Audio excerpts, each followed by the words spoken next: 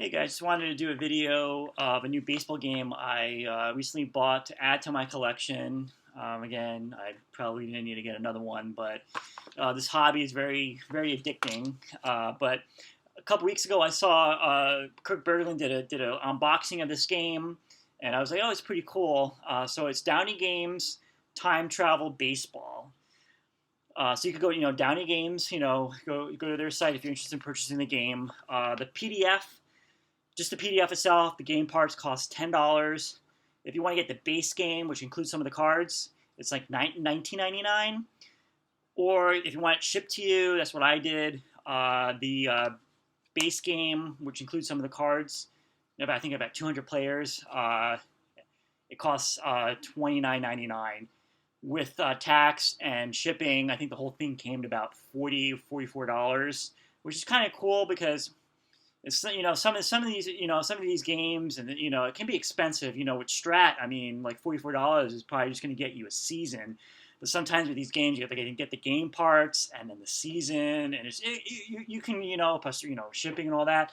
It can get up there in price. That's the only thing that it's an expensive hobby. Depending on what games you get. So. I've played this game. I have played a couple of games. Just gonna give you my thoughts of it. First, let me just show you what you get. Now, even before that, there is a really good Facebook page. If you go to Facebook, you just type in "Time Travel Baseball." Check it out. Check their files out. They have a lot of fan-made cards. So you just need to get the base game and then print out those cards, and you're ready to go. They have different seasons, different teams. So you should definitely check it out. That would save you some money.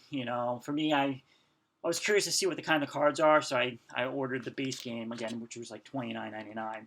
So when you order a Downey game, this is it comes in this folder. That's their the way they ship their games, I guess. So let me just show you what you get, some of the game parts and stuff. So you get the rules. The rules are about 13 pages. And so the way this game is broken up, kind of like how Strat is, where there's the basic version, there's an advanced version, and kind of like a master version of the game. I've only played the basic version. I'll give you my thoughts on that in a little bit. You have kind of a place where you could put the cards, and I guess if you want to keep track of runners and stuff. I used to do that, but now, I've played this game, played baseball games so in the past couple of years that I just use the score sheet.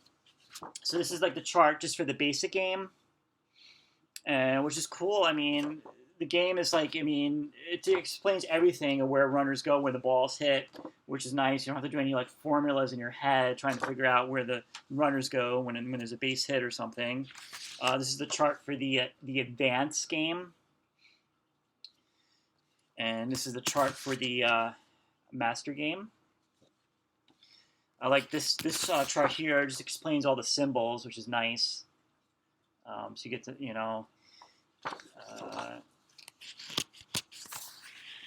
and there's a chart for the triples and hit and run. It's not that bad. When I looked at it, I was like, oh man, there's so many charts, but it's not overly. It's you're not going to be having all these charts on your game table. That chart. And there's the last chart right here. Bunting and squeeze plays. And then it comes with some score sheets. This is what the score sheets look like. I do enjoy the score sheets. You can put both teams on one page, so that's pretty cool. The only negative thing, I always say this with score sheets. Now, my favorite score sheet is the one from Replay Baseball, but there's always never, especially if you play National League and you do pinch hitting, there seems to be never enough room to put the pinch hitters. That's why when I'm doing when I'm playing with my Mets or whatever, I'm always trying to get the starting pitcher to go to at least the sixth or seventh inning, just because I don't want to play have multiple pinch hitters come in. It's just I tried my best at that. It also comes with a sheet that kind of explains if you never scored a baseball game before, which I thought was pretty cool. It gives you how to do that score on your sheet. And then my game, of course, it comes with he like the two dice. So basically, you only need like two dice to play. So when you think about this game, think about, I don't think this is. I'm going to show the cards in a second, but you got to think of this game as not like doing like a replay. I don't think this game is designed to do like a traditional like replay. Let's say if you want to replay a season. Again, if you check Downey, they don't really have like seasons available for this particular game. I think they have maybe like the 1926 season, but what they do is like have like expansion packs with like a mix of players from different eras of baseball. So just think of this game as, let's pretend if you had a time machine and you went to different eras of baseball and you selected these players and formed this like league of these like legends. So you got Babe Ruth, and you can have Tom Seaver and Mickey Mantle and Mike Piazza and Derek Jeter and all these people playing like in this league. So that's how kind of this game is kind of designed. So it's not like I wouldn't say it's something if you wanted to replay like a particular season. Maybe you could, probably you might be able to, but I haven't done that. I don't know how accurate the stats are, and I'll explain in a little bit. So let me give you what the cards look like. So these are the ones that came with the game. So with the set, the base game comes with I think like about like 240 players, and it comes with 8 managers cards and 8 ballpark cards. So this is an example of what the one of the ballpark cards look like. So this is the Polo Grounds, and this is what one of the manager cards look like. And this is Joe Torre.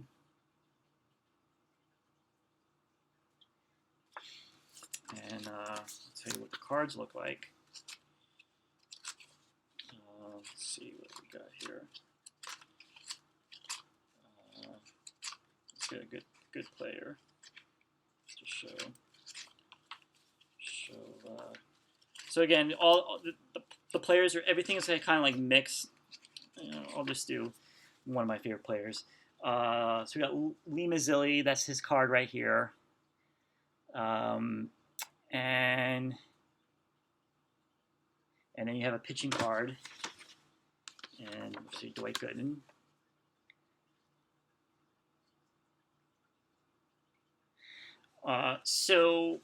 Basically, the way the game works, the basic like version of how the game is generated, pretty much is you're going to roll like one dice is going to represent the pitcher. So let's say this represents the pitcher, and the white die is going to represent the batter. So you roll the dice, and you say, for example, if you get like a 3 here and a 1 here, it means that since this is higher than this one, the result's going to go on the pitcher's card, and then you add it up. So it's 3 plus 1 is 4, and then you go to the result on Dwight Gooden's card, which is a strikeout. Now, if it was, if you roll the dice and this was a 5, and then this was a 3, then you go to the batter's card because that number is high, and you add it up, and it's 8. So you go to Lee Mazzilli's card, which is a strikeout. Now, for example, I'll get into the gamble cards, but let's say if you roll the dice and you got like doubles, a 2 here and a 2 here, you can't see it, 2 there, then you do something called take a gamble, and I'll show you what the gamble cards are, but like, so you would flip, you have like a stack of gamble cards. This is what makes the game a little bit different compared to the other games, and you flip a card, and depending on there's going to be either a batter pitcher or a pitcher. Take a picture. So here you go. So you're going to either see when that happens, when you roll a double, you're gonna turn a card, and you're going to get a batter or you're going to get a pitcher. So depending on, so for example, I flip the card and I get a batter. That means I'm going to read it on Lee Mazzilli's card, and a 2 and 2 is going to be a walk. And then you have different symbols depending on, if you're going to, and that explains it in the game too. But that's like the basic like generation of how the game is played. So, and then again, they have this thing called gamble cards. Show you what they look like. So you got these stacked right here. So throughout the game, it's going to ask you sometimes to take a gamble. You can see Dwight Gooden is going to show. Yeah, if you look over here, if like for example the roll is a 7, it's gonna say take a gamble, and then you're gonna like go to your stack here, this gamble card, and you're gonna read the results on here. Now, depending if you're playing the basic version or the advanced version, it depends on how much you're gonna read on the card. I think if you're doing the basic version, and that's how I've been playing it, I just only read the bold part of it, and that's it. That depends on where the runners are. So like if, say, for example, you have a runner on first base, you're going to read what's on first base, and so forth, so like that. So that's, so you got like a stack of those. Now,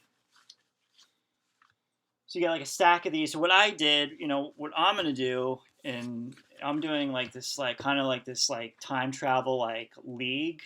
And I did kind of like I had like 8 ballparks. So I have 8 managers. So I kind of like broke everything down. I kind of like a draft of like all the players that came with the set, and did kind of like a draft. And I came up with a season that I'm going to be doing.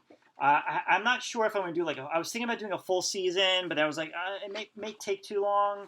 But I mean, I'll see. Or maybe I was going to do like a tournament. I broke it up of doing a season, like an 18-game season. I made like kind of like a chart of all the different players. So there's a whole mix of like players throughout the history of baseball, and I kind of like did like kind of like a draft one Friday night, just like a draft, and which is interesting. What's cool about this game when it comes to like players. Some players have like or like have like dollar signs, like this guy. There's a dollar sign. I think that represents like 1 million. So basically, when you're forming your team with the instructions, if you do like 20, like every team should have a budget like 25,000 or something like that. So it's kind of interesting when you're trying to draft your team not to go over the budget, which is pretty cool. So yeah, so I made like these charts for the different teams. So I was just using like the teams that came with the game. So I have 8 teams, just like with the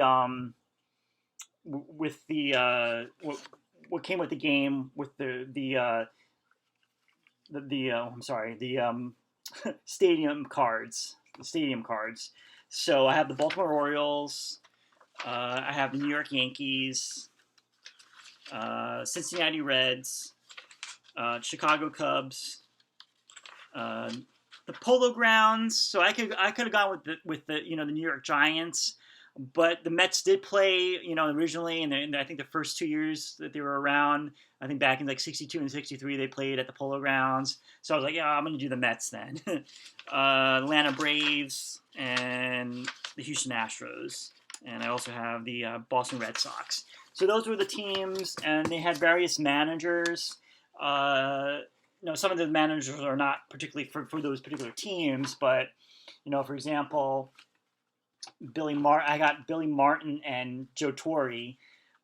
So Billy Martin, I always let him be the manager of the Yankees, and I have, since Joe Torre used to be the manager of the Mets back in like the late 70s and early 80s, I was like, he'll manage the Mets. So that's kind of how I broke the league up. And then, let's give you an example of one of my score sheets.